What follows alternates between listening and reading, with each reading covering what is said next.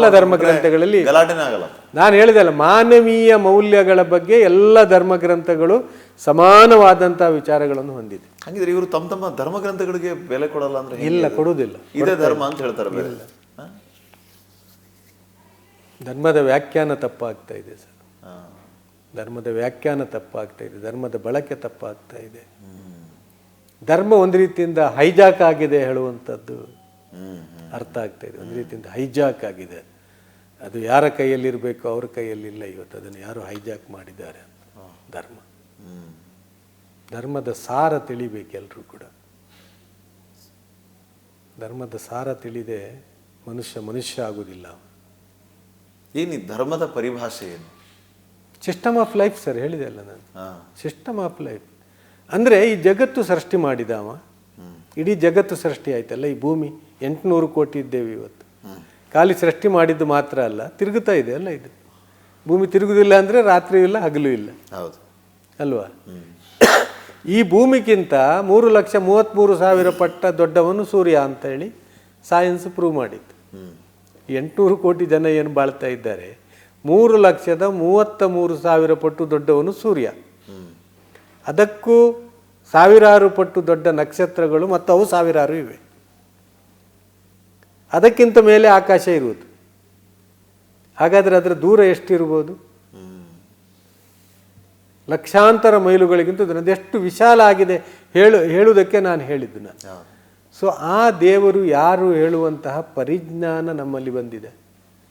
ಇವುಗಳನ್ನೆಲ್ಲ ಸೃಷ್ಟಿ ಮಾಡಿದ್ದು ಯಾರು? ಇದನ್ನೆಲ್ಲ ಯಾರು ಚಲಾಯಿಸ್ತಾ ಇದ್ದಾನೆ? ಸೂರ್ಯ ಏನು ಡ್ಯೂಟಿ ಮಾಡ್ತಾ ಇದ್ದಾನೆ? ಸೂರ್ಯನಿಗೆ ಸೂರ್ಯದೇವರು ಅಂತೇವೆ ನಾವು. ಸೂರ್ಯನನ್ನು ಸೃಷ್ಟಿಸಿದವ ಯಾರು ಹೇಳುವಂತಹ ಜ್ಞಾನ ಇಲ್ಲ ನಮ್ಮ ಹತ್ರ. ಸೂರ್ಯನಿಗೆ ಡ್ಯೂಟಿ ಕೊಟ್ಟು ಸೃಷ್ಟಿ ಮಾಡಿದ್ದಾನೆ. ಸೂರ್ಯ ದಾಸ ಅವನದ್ದು. ನಿನಗೆ ಡ್ಯೂಟಿ ಕೊಟ್ಟಿದ್ದಾನೆ. ಏನು? ನೀನು ಮನುಷ್ಯನ ಉಪಯೋಗಕ್ಕಾಗಿ ಇರುವುದು. ನೀನು ಒಂದು ಬೆಳಿಗ್ಗೆ ಆದ ಕೂಡಲೇ ಬೆಳಕು ಕೊಡಬೇಕು ಅವ್ರಿಗೆ. ಎರಡನೇದು ಅದು ಶಾಖ ಕೊಡಬೇಕು. ನೀವು ನಿನ್ನ ಶಾಖದಿಂದ ಈ ನೀರು ಆವಿ ಆಗಬೇಕು, ಮೋಡ ಕಟ್ಟಬೇಕು, ಮಳೆ ಬರಬೇಕು, ಅವರಿಗೆ ನೀರು ಉಣ್ಣಿಸ್ಬೇಕು ಮನುಷ್ಯರಿಗೆ. ಎರಡನೇದಾಗಿ ಬೀಜ ಎಲ್ಲ ಒಡೆಯುವ ಕೆಲಸ ನಿಂದು. ನಿನ್ನ ಹೀಟಿಗೆ ಬೀಜ ಒಡಿಬೇಕು, ಅದರಲ್ಲಿ ಮೊಳಕೆ ಬರಬೇಕು, ಅದರಲ್ಲಿ ಹೂವು ಹಿಡಿಬೇಕು, ಅದರಲ್ಲಿ ಕಾಯಿ ಹಿಡಿಬೇಕು, ಆ ಕಾಯಿ ಹಣ್ಣಾಗಬೇಕು. ನಿನ್ನ ಶಾಖ ಬೇಕು. ಅದಕ್ಕೆ ನಿನ್ನ ಶಾಖ ಇಲ್ಲದೆ ಅದು ಆಗೋದಿಲ್ಲ. ನಿನಗೆ ಡ್ಯೂಟೀಸ್ ಉಂಟು, ನೀನು ಡ್ಯೂಟಿ ಮಾಡಬೇಕು.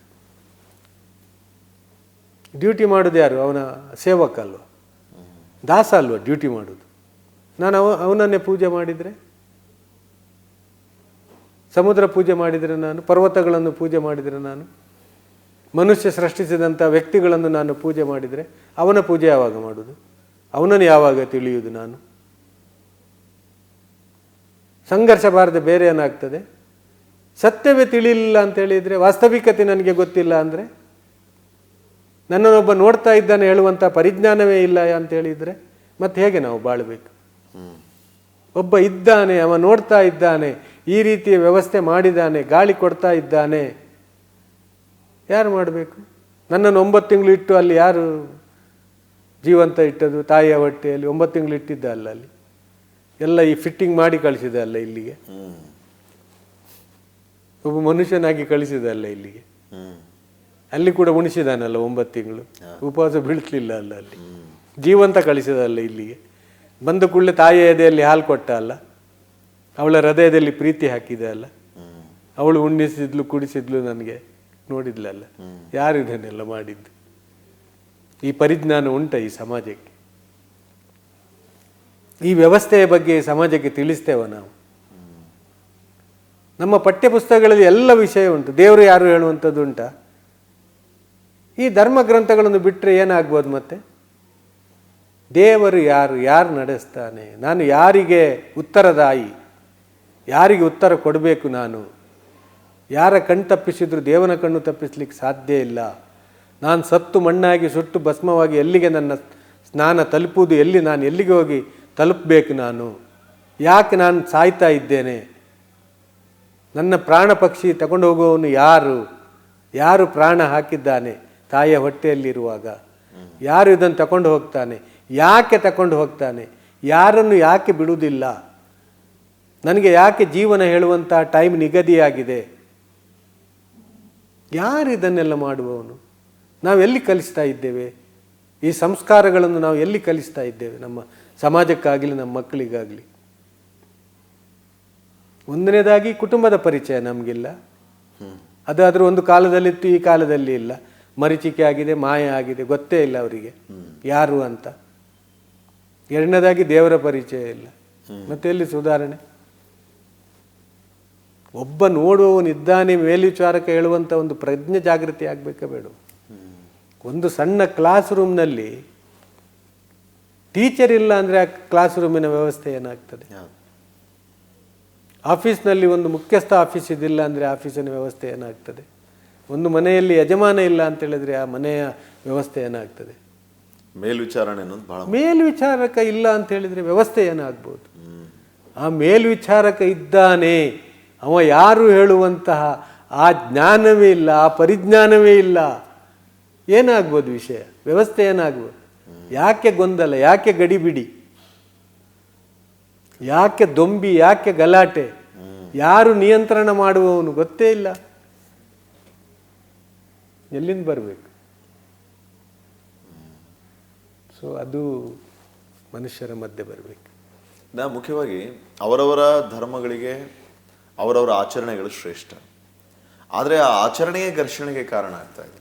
ನನ್ನ ಧರ್ಮದಲ್ಲಿ ಈ ಆಚರಣೆ ಬಹಳ ಮುಖ್ಯ, ನಿಮ್ಮ ಆಚರಣೆ ಯಾವ ಲೆಕ್ಕ ಅನ್ನೋ ರೀತಿಯ ಮಾತುಗಳು ಕೇಳಿಬರುತ್ತೆ. ಅಂದರೆ ತನ್ನ ಧರ್ಮದ ಪ್ರಕಾರವಾಗಿರುವಂತಹ ಆಚರಣೆಗಳ ಪ್ರತೀತಿ ಅವನಿಗೆ ಶ್ರೇಷ್ಠ ಆದರೆ ಅದು ಮತ್ತೊಬ್ಬನಿಗೆ ಶ್ರೇಷ್ಠ ಆಗಬಾರ್ದು ಅಂತೇನಿಲ್ಲ, ಅಥವಾ ಆಗಬೇಕು ಅಂತೇನಿಲ್ಲ. ಅದೇ ಆಚರಣೆಗಳೇ ಘರ್ಷಣೆಗೆ ಕಾರಣ ಆಗ್ತಾ ಇದೆ. ಇದಕ್ಕೇನು ಹೇಳ್ತೀರಿ? ನೋಡಿ, ಭಾವೈಕ್ಯ ಯಾವಾಗ ಮೂಡ್ತದೆ ಅಂದರೆ, ನನಗೂ ಮನಸ್ಸಿದ್ದಾಗೆ ಅವನಿಗೂ ಒಂದು ಮನಸ್ಸು ಅಂತ ಹೇಳುವಂಥದ್ದು ಉಂಟು ಹೇಳುವಂಥದ್ದು ಮೂಡಬೇಕು.